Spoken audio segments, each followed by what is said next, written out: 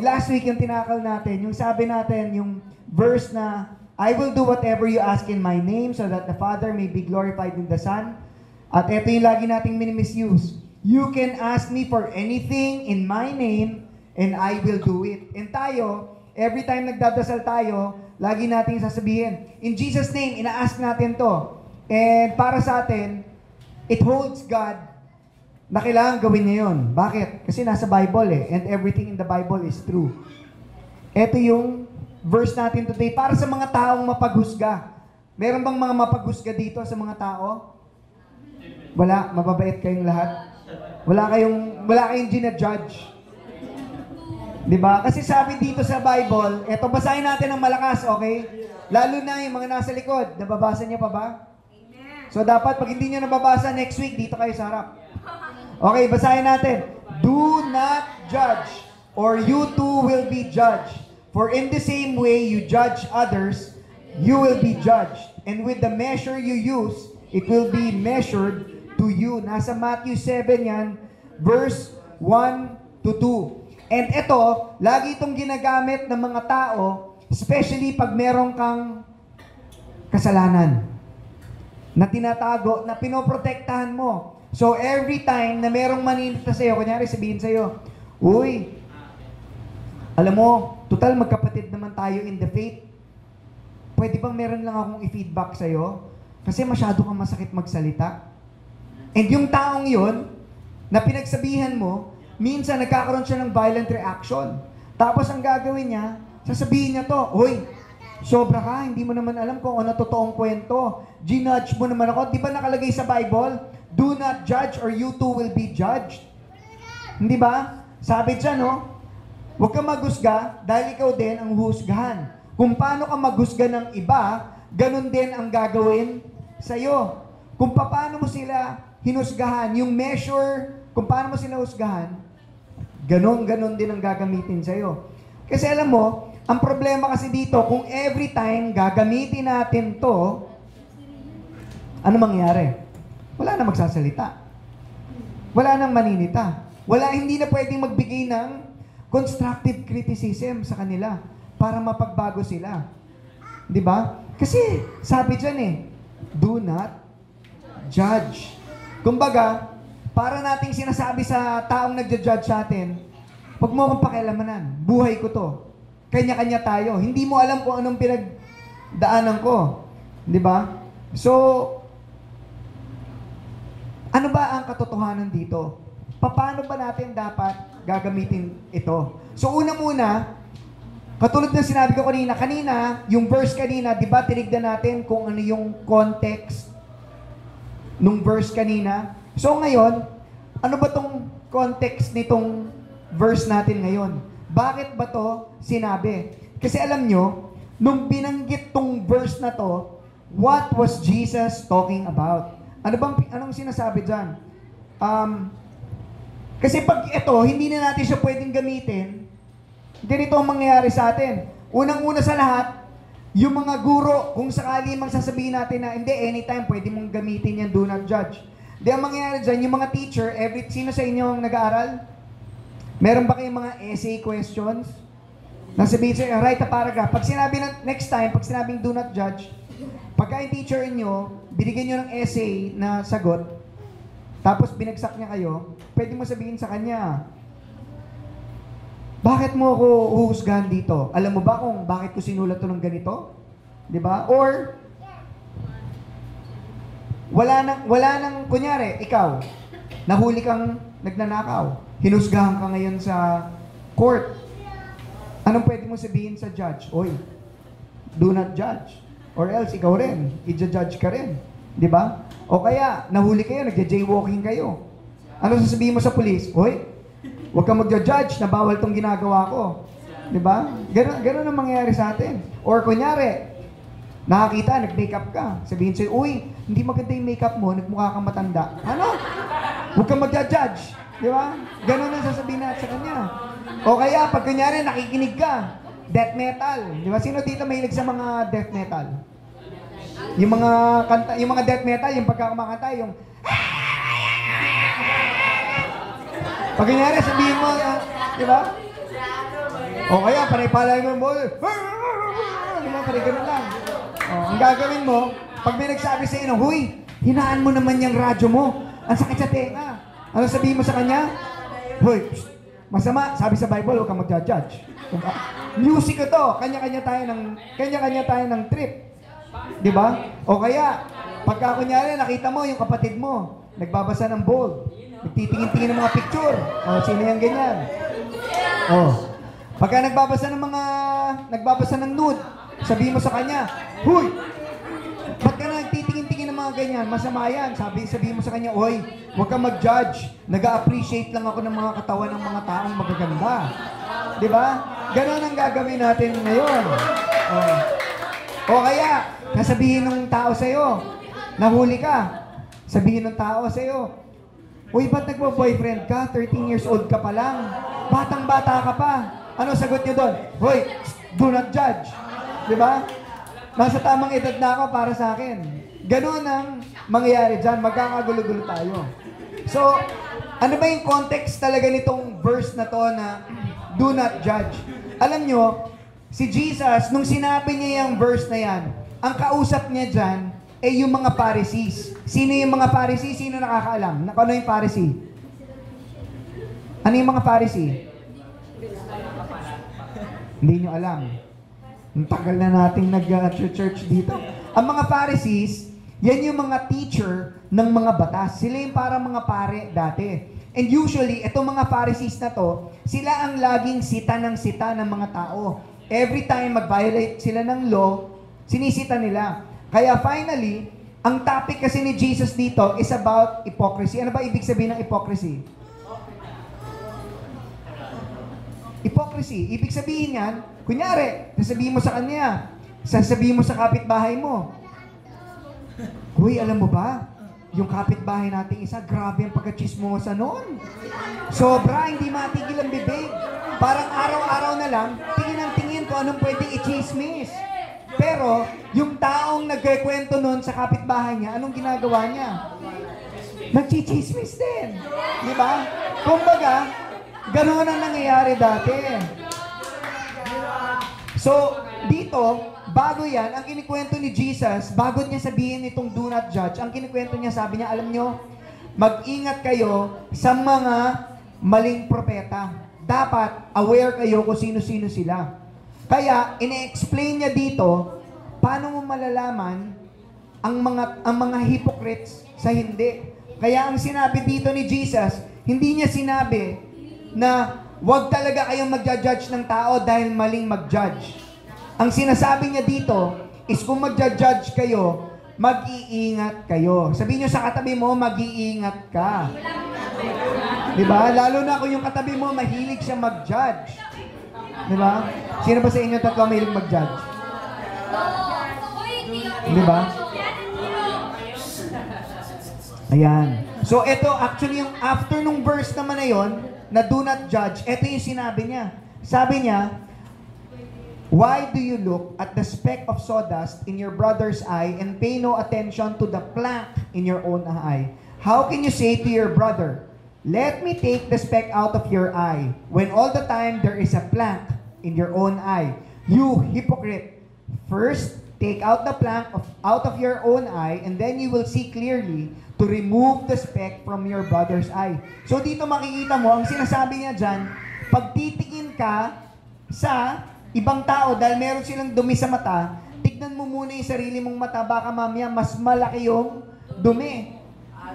Di ba? So hindi niya dyan sinasabi na huwag mong tatanggalin yung dumi sa kapwa mo, sa mata nila. Ang sinabi dyan ni Jesus is, tanggalin mo lang muna yung sa'yo para makapagtanggal ka sa iba. So sana, itong ating message today, maraming tamaan sa atin. At sana makonvict tayo na kailangan pa natin lalong magpursige. Na sana malinis natin yung sarili natin at we be on the lookout lagi kung kailan tayo dapat mag-advise sa mga tao. Okay? So today, meron tayong 4 points. Sino-sino ba ang mga dapat mag-judge at saka paano tayo dapat mag-judge? Ready na ba kayo? Sigurado kayo. Okay, ito yung number 1. Unang-una, never judge superficially. Ibig sabihin ng superficial, hanggang balat lang ang pagja-judge nyo.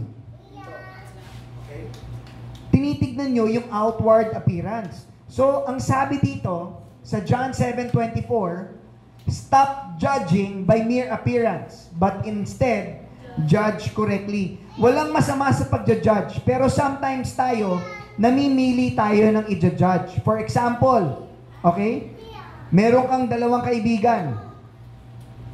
Dalawang kaibigan mo, yung isa naiinis ka dun. Pero pareho naman silang merong illegal na relationship. Pareho silang may ka-live-in, for example. So, ang ginagawa mo, yung isa, pinag-iinitan mo, yung kinaiinisan mo. Pero yung kaibigan mo, hindi mo pinapansin. Judging superficially. Okay? Or, meron kang dalawang kaibigan, isang pangit, isang maganda, parehong naka-miniskirt. Ang sabi mo doon sa pangit, hoy, wala kang karapatan magsuot niyan. Hindi bagay sa'yo. Dami mong pekla to. Pero yung magandang legs, hindi mo sinisita. Di ba? Hoy, sa'yo, bagay na bagay sa'yo. Ganda niyan. Saka bumili niyan. Diba? Pero lalaki siya. Di ba?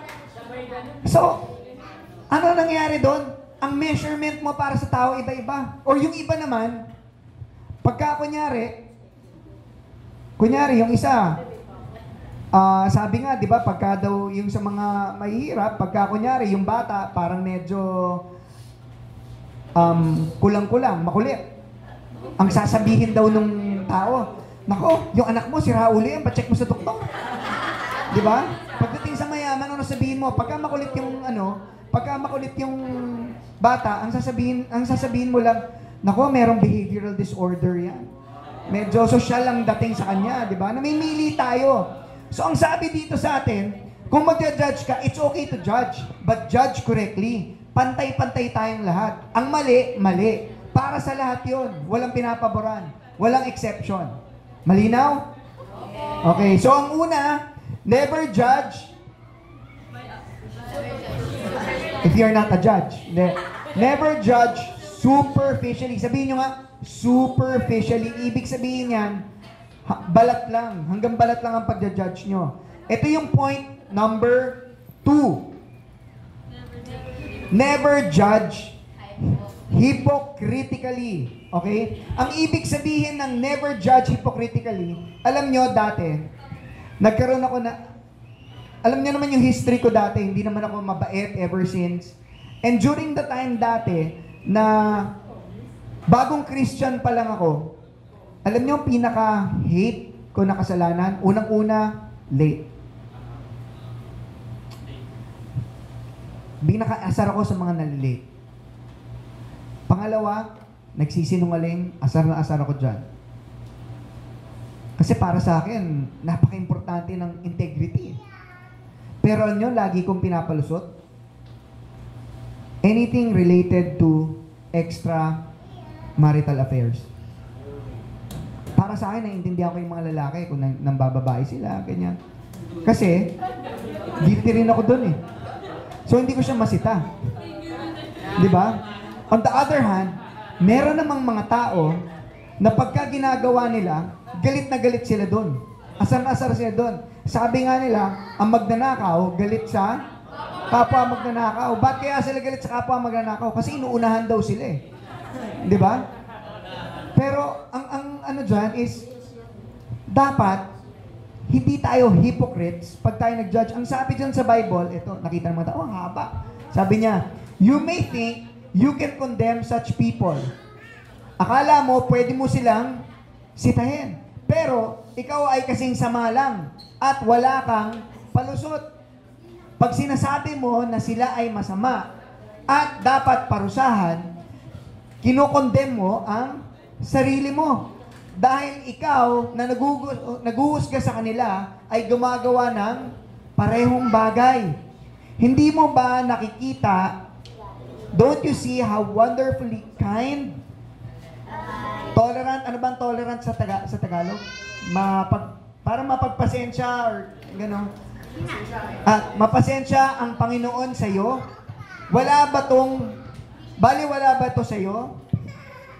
Hindi mo ba nakikita na ang ganitong kabaitan ay para bumaliktad ka mula sa iyong kasamaan?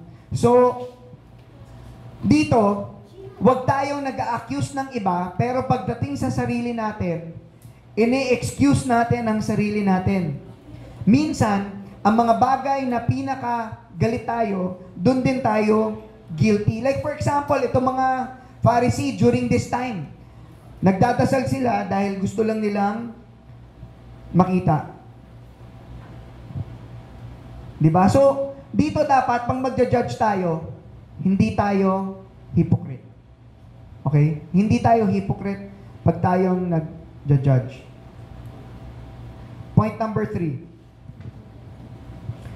Never hold non-Christian to Christian standard. Bakit kaya? Kasi alam niyo, minsan ang problema dito, ang sinasabi dito ni God is tayo, i-judge natin ang mga fellow believers natin. Dahil gusto natin silang i-guide. Pero kunyari, meron kang kaibigan na, kunyari, gano'n nga, meron siyang kaibigan mo, meron siyang kalipin. Tapos ikaw lalapit ka sa kanya. O kaya, 13 years old. Walang asawa pero nakikipag-sex siya sa boyfriend niya. Okay? So ang gagawin mo, lalapitan mo siya, sabihin mo, huy, hindi mo ba alam? Galit si God sa mga ganyan na hindi mo naman asawa pero nagsisex kayo. Reserve lang yan para sa mag-asawa. Ano sa tingin nyo ang mararamdaman ng taong si pinagsasabihan mo nun? Unang-una, masasaktan siya. Pero, ang sasabihin niya sa'yo, kaya nga ayoko mag-Christian eh. Kasi kita mo dyan sa inyo, ang dami yung mga rules. Bakit? Kasi hindi mo naman in-explain yung grace ni Jesus na kung bakit ganun. Ang pinakita mo lang sa kanya are the rules. And sometimes, itong mga rules na to are the very reason kaya ayaw ng mga taong sumama sa'yo. Diba? So, yung mga non-Christians, wag mo silang i-hold sa same standard na binibigay sa atin. And sabi dyan ng Bible, sa 1 Corinthians 5 verse 12, sabi dyan, what business is it of mine to judge those outside the church? Are you not to judge those inside?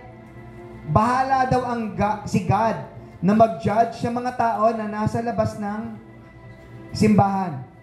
Kasi tandaan nyo, pag may isang tao na hindi naman siya Jesus follower, hindi siya natin dapat i-hold sa Christian standard. For example, mga tao na sabihin mo, uy, masyado maikli ang skirt mo. Pangit yan. Di ba? Hindi ikaw ang dapat magpabago sa mga taong ganito. Sino ang dapat magbago sa kanila? Si God. Si God ang dapat magbago sa kanila. Ang dapat natin gawin, pag hindi pa sila Christian, is we have to love them, not correct them. So pagka ganyan, pabayaan mo muna yan. Na mahilig magbura, nagbabasa ng mga tabloid na panay mga malalaswa ang nakasulat. Pabayaan mo muna, huwag mo muna silang i-judge, huwag mo muna sitahin. Di ba? Mahilig sa green jokes, mahilig magmura, nakikipag-away. Kung ano yung ginagawa, hayaan mo muna sila, huwag muna silang i-judge. Bakla. Ano sabihin mo doon sa bakla? Hoy, mapupunta ka sa impyerno. Galit si God dyan. Ano sabihin ng bakla sa inyo? Ha? Baka murahin ka nun. Utot mo. Di ba? Sabihin sa'yo. Bahala ka. Hindi ka ba naniniwala dyan? Kaya nga hindi ako nagbabasa ng Bible eh. Di ba? Yun ang sabihin sa inyo. Pero una muna dapat, rather than judge them, show them to God. Show them, tell them, alam mo, love na love ka ng Panginoon. God wants to reach out to you. And that's the good news that they need to hear. Hindi kung gaano sila kasama, hindi kung gaano sila ka-unwanted, hindi kung gaano kamali yung ginagawa nila. Kasi at that point, wala silang relationship kay God, so don't judge them. Ito yung last. Sabi, ang fourth point natin, always help other believers who have fallen to be restored. That's the ultimate goal why we judge. Ang sabi dito, brothers and sisters, if someone is caught in a sin, you who live by the Spirit should restore that person gently. Tandaan nyo, yung word, gently. Hindi nando na saktan mo siya, hindi yun yung objective. Ang objective natin is mabalik natin siya sa tama. Hindi end goal yung masabi mo sa kanyang, mali ka, bahala ka sa buhay mo kung gusto mo bago, basta at least sinabi ko sa iyo mali ka. Ang goal natin is to pull them back.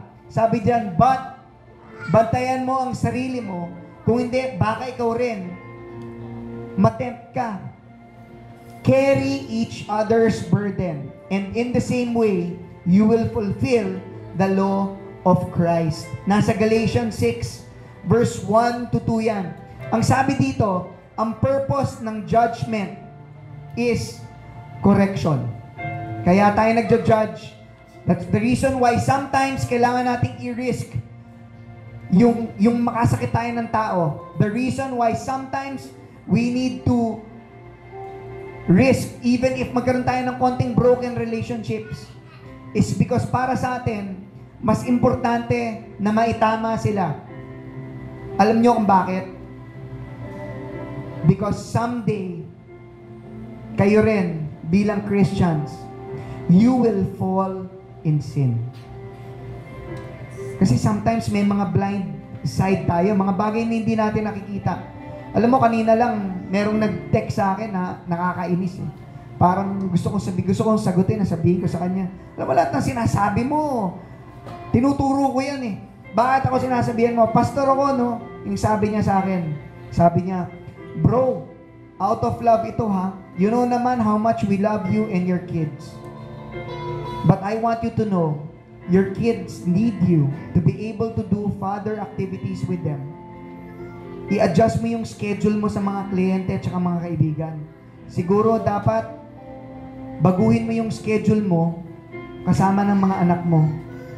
Ang mga kliyente mo at mga kaibigan mo may intindihan kung babaguhin mo yung schedule sa kanila. Sabi niya, Romans 8:28, bro, may purpose ito. Sabrina and Matthew, kailangan ka. Maski a short time lang per day, pero make sure may quality. Sabi niya, yan ang purpose ni Lord, kaya tayo pinagkilala. Para tulungan tayo ang isa't isa na maging better. Ang dami kong natutunan from you. Like going out, gumastos ako para sa pamilya. Pero don't forget, our first ministry is family. And sometimes kasi tayo, we get so busy with things. Sa negosyo, sa mga kaibigan, minsan sa gimmick, sa pag-aaral, na minsan hindi natin napapansin. Sa sobrang paggawa natin itong mga to, may mga ginagawa na pala tayo na mali na. May mga taong napapabayaan na pala tayo. And kung dumating kayo sa ganung point, tandaan nyo, there should be Christians out there who will love you enough to tell you, uy, balikan na ulit. Ang tagal mo nang hindi nag-church. Uy, hindi ka na nag-a-attend ng small group natin. Uy, nagbabasa ka pa ba ng Bible? Mukhang recently, mainitin ang ulo mo ah. Diba? Because sometimes, hindi natin nakikita yun eh. At kung sakaling hindi tayo mag-agree, na kunyari, hindi ako naniniwala sinasabi niya, tingin ko, inis lang siya sa akin eh. Pinipersonal mo yung criticism niya sa'yo eh. Remember, we have a standard. It's in God's Word. Yun ang magiging batayan natin. So, pinaka-importante dito when we judge others, to sum it up, napaka-importante ng relationship. Yung magulang nyo, alam nyo naman eh, tama-tama pagka umuwi kayo ng gabi, tapos sasabihin sa inyo, hoy, anong oras na? Uwi ba ng tamang tao yan? Diba? O kaya pag umuwi ka, lasing ka na naman. Wala ka namang pera. Inom ka pa ng inom. Okay naman yun eh, kasi tama naman yung sinasabi nila. Pero pag yung sinasabi nila, walang grace, walang love, wala kang makitang pagmamahal galing sa kanila, nakaka-turn off, di ba? Pero, pagka naman panay grace, panay palusot lagi, pinapalusot ka lagi, na nahihiya na sila na sabihin sa'yo pagka may mali sa'yo. Ang nangyayari naman dyan, nagiging lisensya mo naman para gumawa ng kasamaan. Minsan hindi ka na napipigilan. So remember, the truth will set you free. At pagka kunyari, merong someone sa pamilya natin or dito sa church natin na nagkakaroon ng kasalanan, kailangan natin silang i-judge, kailangan nilang malaman, hindi pagchismisan. But remember, God showed us grace. God showed us grace. At alam mo, kahapon habang binabasa ko yung mga devotion ko, may isa akong nabasa doon na sobrang ganda niya na sinabi ni Pastor Prince. Sabi niya, alam niyo sa Old Testament, yung mga pare, ang trabaho nila, every time may kasalanan ng mga tao, they would go to the priest and present a lamb. A sacrificial lamb. Itong tupang to dapat perfect, walang defect. Pantay ang paa, hindi duling, hindi putol ang buntot, maayos ang tenga, maganda. Okay? At during that time, pagka pininesent yun, hindi na tinitignan ng pare yung nagkasala. Hindi na tinatanong, ano ba kasalanan mo? Gano'n ka grabe, ilang beses mo ginawa. Ang tinitignan lang niya is how perfect the lamb is. At pag sinacrifice niya yun, absuelto na yung taong gumawa. And in the New Testament, it paved way para ipakita sa atin how gracious God is. Kasi alam nyo, someday, pag tayo namatay, pagpunta natin sa langit, we too will be judged by the ultimate judge. And at that time, ang gagawin niya, pagka ikaw believer, hindi ka niya natitignan. Ano ba kasalanan ginawa mo? Hindi niya nabubuklatin. Ano ba yung ginawa mo? Nako, Joy, ng 13 years old ka, ito pala yung mga ginawa mo. Pagdating ng 14, nako, mas grumabe ka pa. Pagdating ng 15, medyo nagpakabait ka, pero nung 16, doon ka pala naging, rebelde talaga. Hindi na ganun. Because He is going to look at the sacrifice. Kung gaano ka-perfect yung sacrifice. And do we have a perfect sacrifice? Yung dala-dala niyo bang sacrifice perfect? Ang dala-dala niyong sacrifice is Jesus Himself. At pagdating doon, titignan niya si Jesus. Ang sasabihin niya, this sacrifice is perfect. It has never sinned.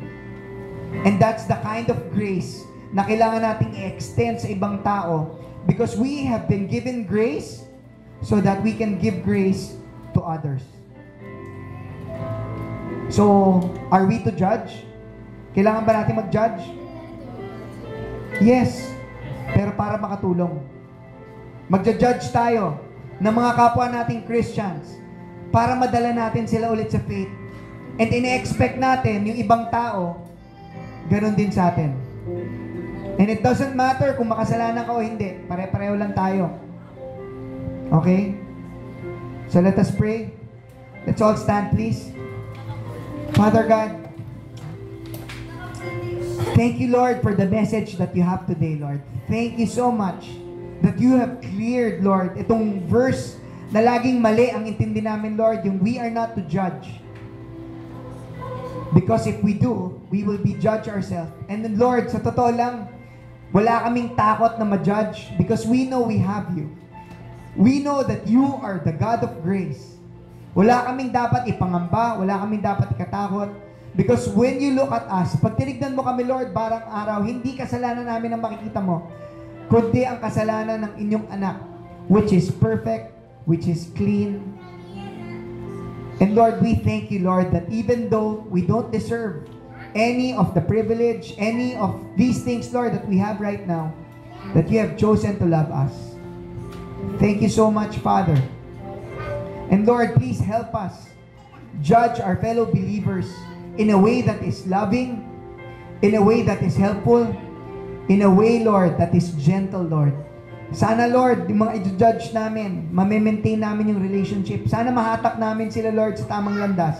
And Lord, as we meet here, Lord, as a church, may you be gracious to us. And I pray, Father, for spiritual maturity para sa lahat ng mga taong nandito ngayon. Sana yung mga natututunan namin, wag namin kakalimutan. And may we be able to sing, Lord, and worship you with all of our hearts. hindi plastic, hindi ipokrito, hindi pakitang tao, kung hindi nanggagaling lang sa pagmamahal, Lord, para sa inyo, Lord. I pray, Father, that Revelation will grow as a church, that many people, Lord, will volunteer. We pray for the events na binanggit kanina, yung mga basketball clinic, yung aming movie, yung kids camp. Sana, Lord, maging successful sila. Send the right people. And I pray, Father, that itong community, Lord, dito sa Sampaloc, sa Maypanay, Mindanao, Visayas, Luzon, I pray, Father, that we will be free from idolatry, Lord. Worshipping anything that is not of you. Kasama, Lord, yung mga rebulto, lalo na, Lord, ngayon na, alam ko, Lord, laging nandyan ang temptation, Lord. Because sometimes we cannot believe. Hindi kami nakakapaniwala, Lord, na all it takes is a full trust in you and we are safe. And we are sorry for that, Lord, kung sakali mang nagduda kami. And I pray, Father, gamitin mong revelation so para magkaroon ng pagbabago, Lord, dito sa lugar na to. Thank you, Lord. Thank you for this message. In Jesus' name we pray. Amen.